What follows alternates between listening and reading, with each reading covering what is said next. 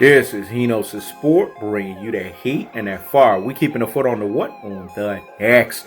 We keeping the foot on the what? On the X. Now let's talk about it, man. Jimmy Butler and the Miami Heat defeated the Milwaukee Bucks 115 to 104. Gotta give credit where credit is due, man. A lot of people are not putting respect on Jimmy Butler's name. Let me say it again. A lot of people are not putting respect on Jimmy Butler's name. This guy's gone from team to team. Chicago Bulls had his issues. Minnesota Timberwolves had his fucking issues.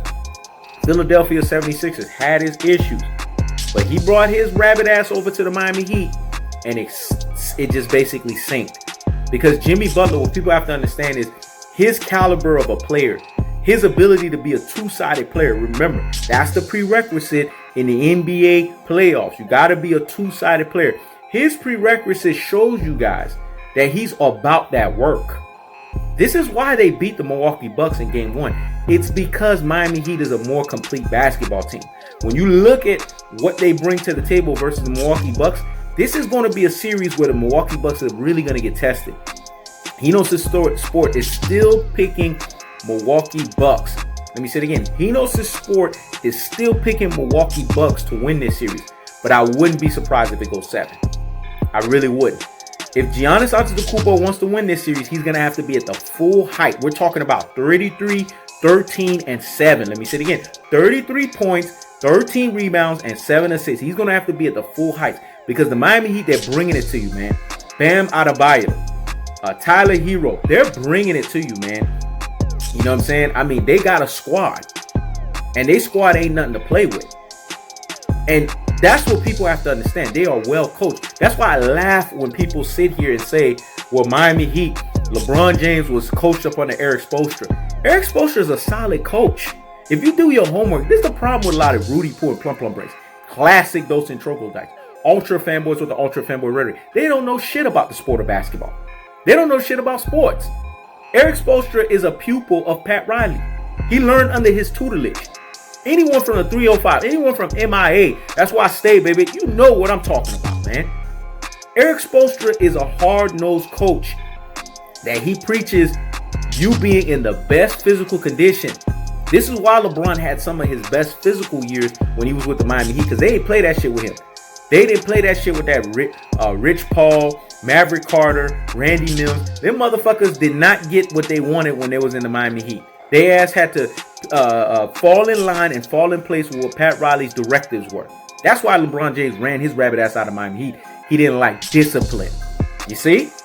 That's the thing with LeBron James. He don't like discipline. So when people say LeBron James never won under a great coach, go sit down somewhere and what?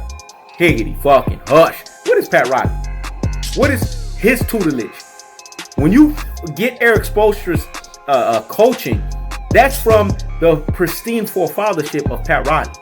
So when LeBron James won his first NBA championship, and then he won another NBA championship, matter of fact, 67 percentile of his NBA championship is from a great coach. That's why these LeBron times make me laugh, man. That's why I look at them and I tell them in brain full of mush and brainwashed status, go sit down somewhere and what? Higgity fucking hush. They don't know shit about basketball. But when you look at Jimmy Butler and you look at how he's led this team, Jimmy Butler has low-key been an underrated MVP of the NBA.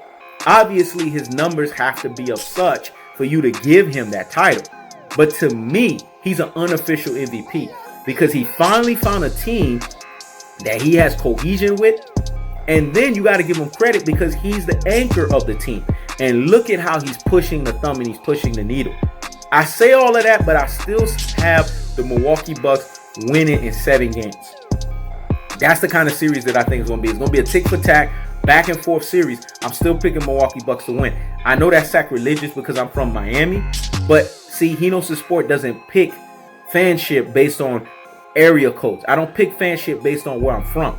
I pick it based on common sense and reality. Let me say it again. I don't base it on area codes. I don't base it on where I'm from. I base it on common sense and reality. And the reality is telling me that Giannis Antetokounmpo is going to rise to the occasion and he's going to show us the next gear that he has. But Jimmy Butler and them threw the first punch.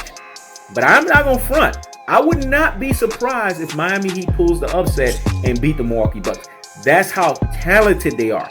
That's how well coached they are. See, keyword, I have to say that for you LeBron tards. That's how well coached they are. And that's how in shape and well conditioned they are. Because a lot of people don't understand this about the Miami Heat.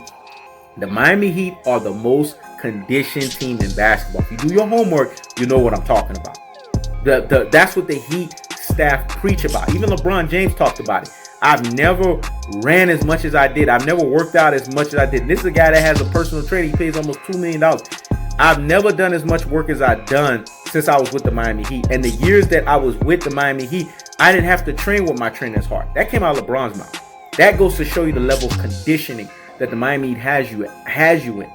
Jamal Mashburn, if you guys remember this old school player, he was chubby as fuck. When he got to the Miami Heat, he had cuts. Dan Marley was always a cut player, but when he got to the Miami Heat, he had double cuts. Vashawn Leonard was kind of a chunky guy. When he got to the Miami Heat, he had cuts. This is what the Miami Heat do. They give you cuts. Tim Hardaway, there was a period of time with the Golden State Warriors where people thought that he was getting outside of his prime. He was starting to get bulky as hell. He got to Miami Heat. He became a bulky, defined cut type of player. Alonzo Mourning got to the Miami Heat, extra cut. That's what the Miami Heat does, man. They turn you around and they get you cut as fuck. And this is the type of team that they are. They're well conditioned, well coached. They preach defense, and that's what you saw in the first game. The Milwaukee Bucks got messed up with that onslaught of that coaching.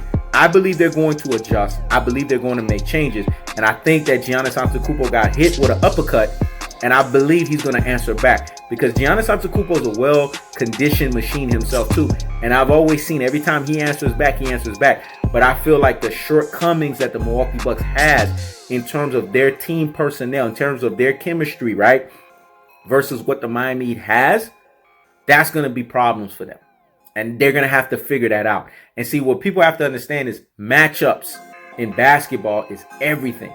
And if a team is more solid base with their matchup as opposed to you that has some kind of unevenness, because this is why Giannis Antetokounmpo to us was the runaway MVP, because Chris Middleton wasn't always there. This man was injured. And then when he was there, he wasn't always giving you what you expect Chris Middleton to give you. And then on top of that, the Milwaukee Bucks are still trying to figure out their identity in the midst of the fact that they've been together as long as they've been together. Whereas the Miami Heat, even though they haven't been together that long, they have an identity. And I think because of that, when you put all of that together, that spells a 7-game series. This is actually going to be the best series in this round of basketball. Let me say it again. It's actually going to be the best series in this second round of basketball. I say the Milwaukee Bucks in 7 games, but I would not be surprised if the Miami Heat pull an upset. But I'm still going to lay on my pick, because over here we don't do 50-50s over here.